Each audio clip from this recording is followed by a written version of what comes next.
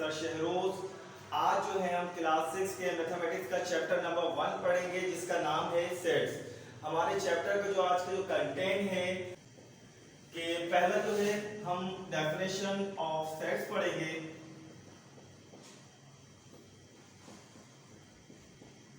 Second जो है notation of sets पढ़ेंगे, देन थर्ड जो है एलिमेंट्स ऑफ सेट्स पढ़ेंगे, एंड फोर जो है वो हम फॉर्म्स ऑफ सेट्स पढ़ेंगे। इसमें हम 2 फॉर्म्स पढ़ रहे हैं अपने बुक के हिसाब से। पहले डिस्क्रिप्टिव पढ़ेंगे इसमें और डिस्क्रिप्टिव फॉर्म, और बी जो है इसी तरीके से हमारे फॉर्म के अंदर वो है टैबुलर फॉर्म। ठीक है, फिर इसके बाद आ जाते हैं हमारा जो फिफ्थ जो है, फिफ्थ में हम पढ़ेंगे इसके बाद हमारे बुक की जो एक्सरसाइज होगी फिर जो हम करेंगे 1.1 को भी हम सॉल्व करेंगे। ठीक है, तो हम क्या करेंगे, पहले वाला जो हमारा कंटेंट है डेफिनेशन ऑफ सेट, इसमें हम जो है इसकी सेट की तारीफ करेंगे कि सेट्स क्या है और उसकी एग्जांपल्स बताएंगे। ठीक है, इसी तरीके से नोटेशन ऑफ सेट के बारे में बताएंगे कि आप सेट को जाहिर किस तरीके से करते हैं। ठीक, फिर उसके बाद हम बताएंगे एलिमेंट्स ऑफ सेट कि आपके सेट में जो है एलिमेंट्स क्या क्या होते हैं। ठीक है, फिर इसका फॉर्म्स ऑफ सेट कि हम किस फॉर्म के अंदर हम अपने सेट को लिख सकते हैं। इसमें हमने 2 फॉर्म यूज कर रहे हैं, एक डिस्क्रिप्टिव कर रहे हैं, दूसरी टैबुलर कर रहे हैं। ठीक है, इसी तरीके से 5 जो है हम अपनी जो फेयर एक्सरसाइज जो करेंगे 1.1 उसको भी सॉल्व करेंगे।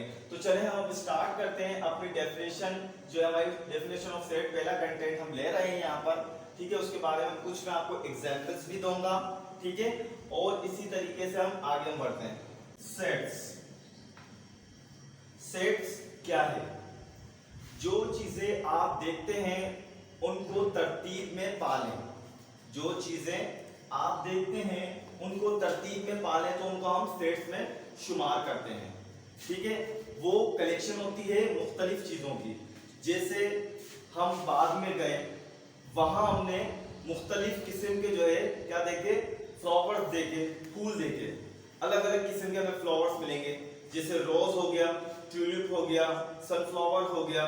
ठीक है, मुख्तलिफ किस्म के आपको क्या मिले, वहां पर फ्लावर्स मिले। तो क्या हो गई, ये कलेक्शन हो गई किसकी, फ्लावर की, मुख्तलिफ फ्लावर्स की कलेक्शन हो गई।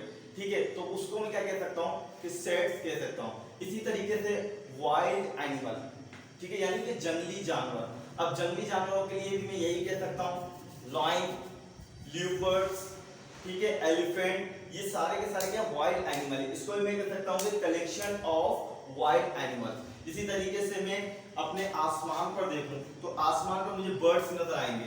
एक ही बर्ड नजर नहीं आएगा, मुख्तलिफ किस्म के जो है आपको बर्ड्स नजर आएंगे, जैसे ईगल, ठीक है, स्पैरो। ठीक है, तो इसी तरीके से आपको जो है बहुत सारे जो है आपको वहां पे क्या नजर आएंगे, मुख्तलिफ किस्म के क्या नजर आएंगे, बर्ड्स नजर आएंगे। तो उसको मैं कह सकता हूँ कि कलेक्शन ऑफ बर्ड्स। ठीक है, इसी तरीके से मैंने जैसे फ्लावर का बताया, collection of flower, collection of animal, collection of bird, ये सारे के सारे क्या कहलाएंगे, आपके सेट्स कहलाएंगे। ठीक है, तो सेट्स को जो है हम कलेक्शन कह सकते हैं। तो इसलिए सेट्स के लिए हमारे पास कलेक्शन जो है वाज़ेह होनी चाहिए, वेल डिफाइंड होनी चाहिए, डिस्टिंक्ट होनी चाहिए, डिफरेंट होनी चाहिए। ठीक है, ये और उसका कोई ना कोई अपना मतलब होना चाहिए। अब हम लिखेंगे सेट की definition. A set is defined as collection of objects। ये इसकी मैं एग्जाम्पल भी लिख देता हूं।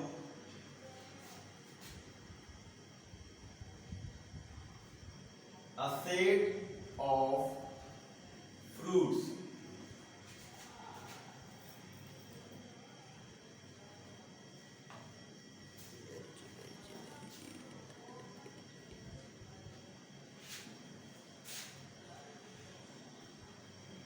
ठीक है, अब मैंने यहाँ पे क्या लिख दिया, इसकी भी सेट की डेफिनेशन लिखी मैंने। A set is defined as collection of objects. ठीक है, किसी भी चीजों का मजमुआ। जिस तरीके से हमने पढ़ी थी ना कलेक्शन के बारे में, किसी भी चीजों की कलेक्शन होगी। अब जैसे हमारे पास यहाँ पर फ्रूट की कलेक्शन, अब मैंने यहाँ पे जो दो फॉर्म यूज करी है सेट की, ये हमारी डिस्क्रिप्टिव फॉर्म है, ये हमारी जो है यहाँ पर नीचे वाली वो है टैबुलर फॉर्म। ठीक है, ये मैं आपको आगे मजीद बताऊंगा कि डिस्क्रिप्टिव फॉर्म क्या है, टैबुलर फॉर्म क्या है, लेकिन मैं आपको यहाँ पर बता देता हूँ डिस्क्रिप्टिव फॉर्म हम उस फॉर्म को कहते हैं जिसे डिस्क्राइब किया जाए। टैबुलर फॉर्म जो है हम अलग अलग करके लिखने को कहते हैं। तो ये थी हमारी सेट की डेफिनेशन। आप आसान अल्फाजों में ये बता सकते हैं कि कलेक्शन ऑफ ऑब्जेक्ट क्या कहलाता है, सेट कहलाता है। ठीक है, ये देखिए मैंने एक तरीके से ये लिख दिया कि सेट ऑफ फ्रूट, क्या, फलों का मजमुआ, फलों का ग्रुप। ठीक है, तो इसी तरीके से मैंने इसको डिस्क्रिप्टिव फॉर्म में लिखा था, अब इसको हमने टैबुलर फॉर्म में लिखा था। अब हम लिखेंगे इसके बाद इसका सेकंड कंटेंट जो था क्या था, वो था नोटेशन। तो आइए हम लिखते हैं नोटेशन। सेकंड कंटेंट जो था हमारा वो था नोटेशन ऑफ सेट्स। ठीक है, आमतौर पर हम इंग्लिश अल्फाबेट से अपने सेट्स को क्या करते हैं, रिप्रेजेंट करते हैं। ठीक है, हम सेट्स को जो रिप्रेजेंट करते हैं, इंग्लिश अल्फाबेट्स होते हैं कैपिटल लेटर्स के, उससे हम इसको रिप्रेजेंट करते हैं। ठीक है, फॉर एग्जांपल मैं यहाँ पे आपको एग्जांपल बताता हूँ, जैसे A इज इक्वल है set of first for English alphabets. ठीक है, ये हमारा मैंने एक सेट यहाँ पे लिखा है जिसको मैंने नोटेशन देनी है, जाहिर करना है कि मैं इसको किस तरीके से जाहिर करूंगा। ये भी आपके पास जो है डिस्क्रिप्टिव फॉर्म में लिखा हुआ है। ठीक है, तो मैं इसको टैबुलर फॉर्म में लिख रहा हूँ सेट की सूरत में। सबसे पहले देखिए मैंने क्या यूज किया, सेट लिखने के लिए मैंने आपको क्या कहा था कि जर्नली जो है हम इंग्लिश अल्फाबेट लेंगे कैपिटल लेटर में। तो देखिए मैंने यहाँ पे इंग्लिश अल्फाबेट ले लिया कैपिटल लेटर में, तो अब मैं इसके बाद इक्वल की साइन लगाऊंगा। ठीक है, फिर इसके बाद हम क्या करते हैं कि कर्ली ब्रैकेट से जो है आप अपने सेट को लिखना स्टार्ट करते हैं। स्टार्टिंग पॉइंट जो इसका कर्ली ब्रैकेट है। ठीक है, इसके बाद इसमें सेट में हमें क्या पूछा गया है कि फर्स्ट 4 इंग्लिश अल्फाबेट्स। अब आपको इंग्लिश के अल्फाबेट्स आने चाहिए थे, A टू लेकर A टू Z, यानी A B C D E F G H I J K L M N O P Q R S T U V W X Y Z। ठीक है, तो अब यहाँ पर जो है आपने देखा कि कितने अल्फाबेट्स मांग रहा है, 4 अल्फाबेट्स मांग रहा है इंग्लिश के। वो अंदर के जो हम एलिमेंट्स लिखेंगे, मेंबर लिखेंगे अल्फाबेट्स की सूरत में, वो लिखेंगे small A B C and D। देखिए आपके इस सेट के मुताबिक जो है आपके 4 अल्फाबेट्स जो है वो कंप्लीट हुए। तो ये नोटेशन के जरिए जो हम इस तरीके से हम अपने सेट को जो है वो जाहिर करते हैं। ठीक है, कैपिटल लेटर से आप क्या कर रहे हो, अपने सेट को लिखना स्टार्ट कर रहे हैं। कर्ली ब्रैकेट शुरू में भी लगेगा और आपके सेट के लास्ट में लगेगा। इसके अंदर जो ये मौजूद होते हैं A B C और ये D, ये सारे के सारे क्या कहलाते हैं, इसके एलिमेंट्स कहलाते हैं। क्या कहलाते हैं, एलिमेंट्स के लिए या मेंबर के लिए। ठीक है, आप इसी एक्सरसाइज के अंदर आगे जाके पढ़ेंगे, दो चीजें होंगी। जैसे सपोज ये A बिलोंग्स टू A, आपका ये वाला A जो है इससे बिलोंग करता है। बिलोंग का मतलब यहाँ पे ये है कि इसका इस सेट से ताल्लुक है या नहीं, इस सेट से इसका कोई रिश्ता है या नहीं। तो ठीक है, अगर ये A मौजूद है, ठीक है, और आपके पास लिखा हुआ है A से, A बिलोंग्स टू A, अगर यहाँ पर A मौजूद है तो हम बिलोंग्स टू का साइन लगाएंगे। इसको हम क्या कहते हैं, बिलोंग्स टू या मेंबर ऑफ। ठीक है, इसी तरीके से नॉट बिलोंग्स टू। ठीक है, अगर ये मौजूद होगा तो हम कहते हैं कि बिलोंग्स टू, अगर मौजूद नहीं होगा तो हम कहते हैं नॉट बिलोंग्स टू। अब जैसे सपोज मैंने लिखा if not belongs to A, इसका मतलब है कि F जो है आपके ये वाले सेट में मौजूद नहीं है। ठीक है, तो अब हम अपने थर्ड कंटेंट पे चलते हैं। हमारा थर्ड कंटेंट जो है एलिमेंट्स ऑफ सेट्स लिखेंगे। क्या लिखेंगे, एलिमेंट्स ऑफ सेट ये हमारा थर्ड कंटेंट है। ठीक है, एलिमेंट्स क्या है? अभी मैंने आपको क्या कहा कि सपोज फॉर एग्जांपल ये आपका अल्फाबेट है कैपिटल लेटर में, ये स्मॉल लेटर है। ठीक है, ये भी आपके एलिमेंट कहलाएंगे और मेंबर कहलाएंगे। ठीक है, जरूरी नहीं है कि आपके इंग्लिश के अल्फाबेट्स हों, इसकी जगह नंबर भी हो सकता है, नाम भी हो सकता है। जैसे अब्दुल रहमान, ये भी एक नाम हो गया। शामिर, ये भी एक नाम हो गया। कोमल से जो है इसको अलग अलग करके लिखेंगे। इसी तरीके से शहरोज। ठीक है, तो ये हमने क्या किया कि अल्फाबेट्स हो, नंबर्स हो या फिर कोई नेम वगैरह हो। जरूरी इंसानों का नेम हो, इसमें जानवरों के भी नेम आ सकते हैं, प्लांट्स के भी नेम आ सकते हैं। ठीक है, तो ये सारे के सारे क्या कहलाते हैं? आपके सेट्स के एलिमेंट्स कहलाते हैं। अब फोर कंटेंट जो था हमारा वो ये था कि हम बताएंगे इसमें टू फॉर्म्स बतानी है। ठीक है, किस फॉर्म के अंदर अपने सेट्स को लिखते हैं। तो चलिए अब हम जो है अपनी फॉर्म्स वाले कंटेंट के बारे में लिखते हैं। फॉर्म्स ऑफ सेट्स, यहां पर जो है बुक के हिसाब से जो है टू फॉर्म्स लिखेंगे, डिस्क्रिप्टिव और descriptive form, second tabular form. ठीक है, डिस्क्रिप्टिव फॉर्म में क्या होता है? डिस्क्रिप्टिव को आप इजीली कह सकते हैं कि डिस्क्राइब करके लिखना। ठीक है, क्या कह रहे हैं? डिस्क्राइब करके लिखना। इसमें हम क्या कर रहे हैं? टेबुलर के अंदर अलग अलग करके लिख रहे हैं। ठीक है, सेपरेट कर रहे हैं, यानी अलग-अलग करके लिख रहे हैं। ठीक है, अब जैसे फॉर एग्जांपल मैंने क्या लिखा था? Set of A is equal है set of flowers, set of flowers. ये एक सेंटेंस की सूरत में आ गया। ठीक है, तो इस फॉर्म को हम कहेंगे डिस्क्रिप्टिव फॉर्म, डिस्क्रिप्टिव फॉर्म। ठीक है, अब इसी तरीके से आप कह रहे हैं कि इसको आप टेबुलर फॉर्म में क्या कर दें? चेंज कर दें। अब आपको फ्लावर्स के नेम आने चाहिए। ठीक है, सपोज रोज, सनफ्लावर, जैस्मीन। ठीक है, ये हमने कुछ फ्लावर्स के यहाँ पे नेम लिख दिए। ये हमारी कौन सी फॉर्म कहलाएगी? Tabular form.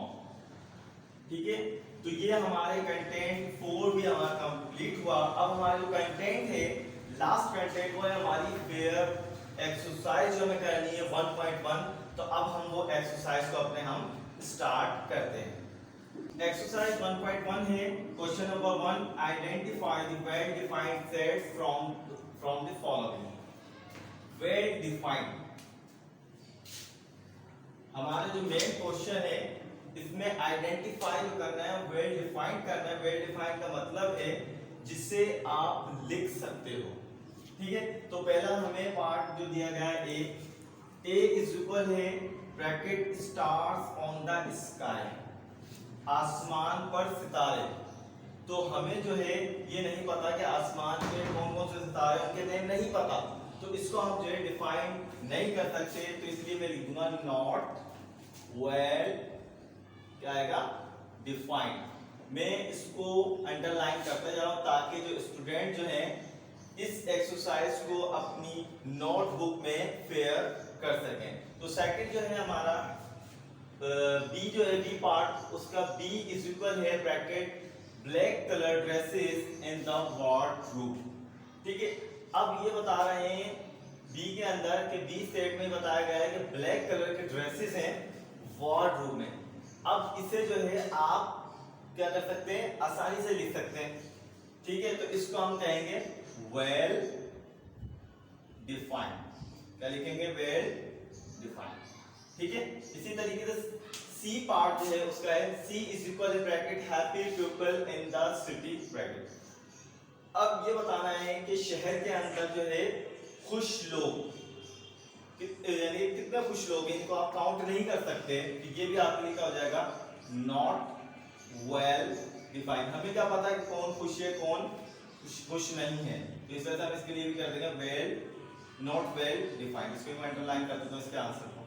ठीक है, अब डी पार्ट पे आ जाए। D is equal story books published in year 2000। अब हमें ये बताना है कि सन 2000 के अंदर जो स्टोरी बुक जो पब्लिश हुई थी उसके बारे में। तो ये आसानी से आप लिख सकते हैं ना कि भाई इतनी जो है बुक्स हमारी 2000 के अंदर जो है पब्लिश हुई थी। तो इसको मैं कह सकता हूं कि वेल डिफाइंड। ठीक है, इसी तरीके से आप आ जाएं ई पार्ट के ऊपर। E is equal bracket numbers of cars passing from 6 PM to 7 PM। तो अब इसके अंदर इस सेट के अंदर हमें बताना है कि नंबर्स ऑफ कार पास हो रही हैं शाम 6 बजे से लेके 7 बजे के अंदर कितनी कारें पासिस हुई हैं। तो आप इसको भी इजीली लिख के बता सकते हैं। तो हम इसका भी आंसर जो लिखेंगे वो लिखेंगे वेल डिफाइंड। ठीक है, तो ये हमारा क्वेश्चन नंबर 1 जो है ये कंप्लीट हुआ। तो अब जो है हम लिखेंगे इसके बाद जो हमारी बुक का क्वेश्चन नंबर 2 है उसके बारे में लिखेंगे। तो चलिए हम क्वेश्चन नंबर 2 लिखते हैं। क्वेश्चन नंबर 2 है fill in the blanks with belongs to और नॉट बिलोंग्स टू। ये अभी हमने अपने कंटेंट्स के अंदर जब पढ़ रहे थे तो उस दौरान हमने बिलोंग्स टू और नॉट बिलोंग्स टू पढ़ा था। ठीक है, और इसको हम मेंबर ऑफ भी कहते हैं और नॉट अ मेंबर ऑफ भी कहते हैं। ठीक है, तो हम वही बात करेंगे इसके अंदर कि इसका इससे ताल्लुक है या नहीं। ठीक है, तो अब आपके पास पहला जो ए पार्ट जो दिया है Q fill in the blanks, आपके पास जो की दी गई है PQRS ब्रैकेट में। अब बताना है कि इसका ताल्लुक इससे है या नहीं। ये या फिर हम इस तरीके से भी कह सकते हैं कि बताएं कि ये इसमें मौजूद है या नहीं। अगर मौजूद होगा इसका ताल्लुक होगा तो हम साइन लगाएंगे बिलोंग्स टू, क्योंकि ये इसके अंदर क्यू के अंदर मौजूद यानी सेट में मौजूद है क्यू, तो हम कह देंगे बिलोंग्स टू। अब आते हैं set of natural numbers greater than 10। अब यहाँ पर जो हमारे नेचुरल नंबर है, तो हमें पता होना चाहिए कि नेचुरल नंबर तमाम के तमाम नंबर हमारे नेचुरल नंबर्स हैं। अब ये बता रहा है ग्रेटर देन 10, तो हम क्या लिखते हैं ग्रेटर देन 10 है तो 11 12 13 14 अभी चलते जा रहे हैं हमारे। तो लेकिन हमारे पास यहाँ पे जो क्वेश्चन जो दिया गया उसके अंदर 9 कह रहा है। तो आप बता सकते हैं कि ये बिलोंग कर रहा है या नहीं। तो हम देखा जाए तो ये हमारे पास 10 से बड़े नंबर कह रहा है, तो 9 हमारा इससे बिलोंग नहीं कर रहा, तो इसलिए हम कह देंगे नॉट बिलोंग टू। ठीक है, तो इसी तरीके से सी पार्ट पर आ जाए 15। इसकी फिल इन द ब्लैंक्स में हमें लिखना है कि बिलोंग्स टू है या बिलोंग्स टू नहीं है। तो अब आगे इसको हमारे पास जो दिया गया इवन नंबर। इवन नंबर कौन से होते हैं जो डिविजिबल बाय 2 होते हैं। तो हम देखते हैं पहले तो इवन नंबर लिखते हैं 2 4 6 8 10 12 14 16 तक लिख देते हैं क्योंकि हमारे पास तो 15 मौजूद है। तो अब आपने ये देखना है कि आपके इवन नंबर्स मैंने यहाँ पे लिख दी है। अब इसमें देखेंगे 15 आ रहा है या नहीं आ रहा। अब देखिए इसमें 15 हमारा नहीं आ रहा, तो इसलिए हम इसको भी कह सकते हैं कि नॉट बिलोंग्स टू। ठीक है, इसी तरीके से हमारा डी पार्ट है 30 फिल इन द ब्लैंक्स, इसकी क्या है मल्टीपल्स ऑफ 10।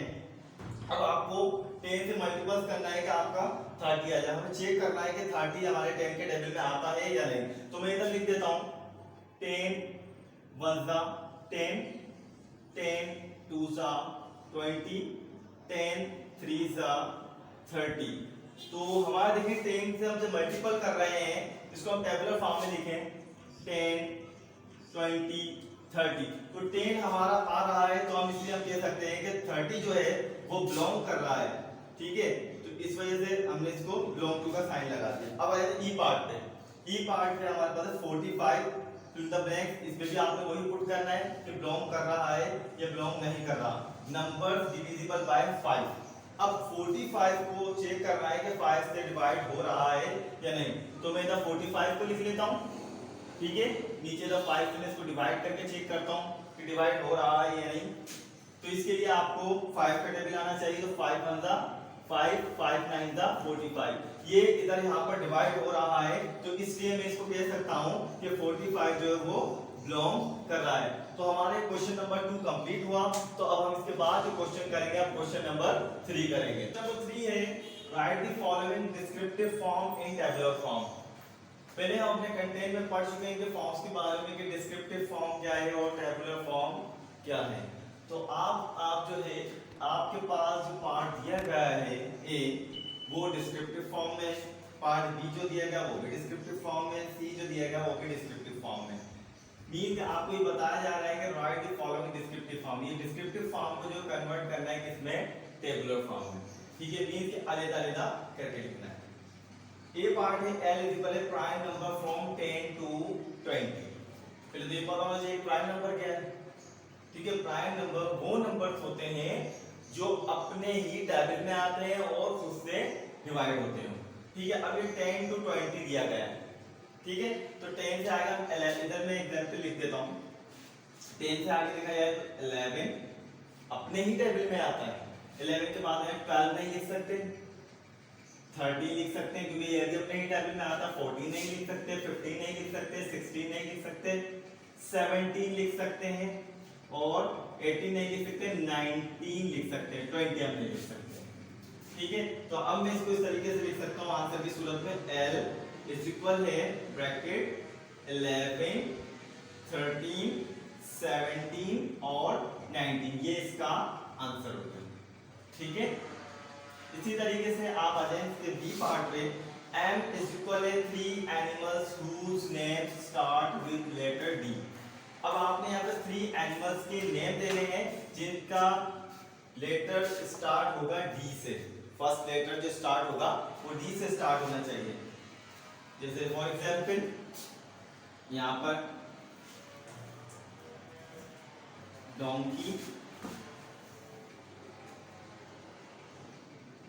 Dog, dear. सही है, ये 3 नेम्स कह रहा है तो हम इधर 3 ले रहे हैं। अब मैं इधर लिख सकता हूँ इसका आंसर M इज इक्वल है यहाँ पर डोंकी, डॉग और ये डियर। सही है, इसी तरीके से सी पार्ट पर आ जाए। N इज इक्वल है bracket multiples of 8 less than 50। अब यहाँ पर जो है आपको 8 का टेबल आना चाहिए। ठीक है, 8 का टेबल आएगा तो आप इसको लिख सकते हैं। मल्टीपल्स ऑफ 8 बोल रहा है ना, तो 8 1 जा 8, 8 2 जा 16, 8 3 जा 24, 8 4 जा 32, 8 5 जा 40। बाकी मैं यहाँ लिख देता हूँ 8 6 जा 48, 8 7 जा 56। अब देखा जाए ये कह रहा है लेस देन 50 यानी कि 50 से छोटे नंबर लिखने। तो अब हम इसको टेबुलर फॉर्म में इस सूरत में हम लिख सकते हैं। ठीक है, तो अब देखिए मैं किस तरीके से लिखूंगा। n इज इक्वल है 8, 16, 24, 32, 40 एंड 48। ठीक है, ये हमारी एक्सरसाइज का क्वेश्चन नंबर 3 भी कंप्लीट हुआ। इंशाल्लाह हम नेक्स्ट एक्सरसाइज करेंगे जिसमें हम टाइप्स ऑफ सेट्स पढ़ेंगे। वो हमारी नेक्स्ट एक्सरसाइज होगी एक्सरसाइज 1.2। तो इंशाल्लाह हम नेक्स्ट टाइम आपसे मुलाकात करेंगे। ठीक है, अल्लाह हाफिज़।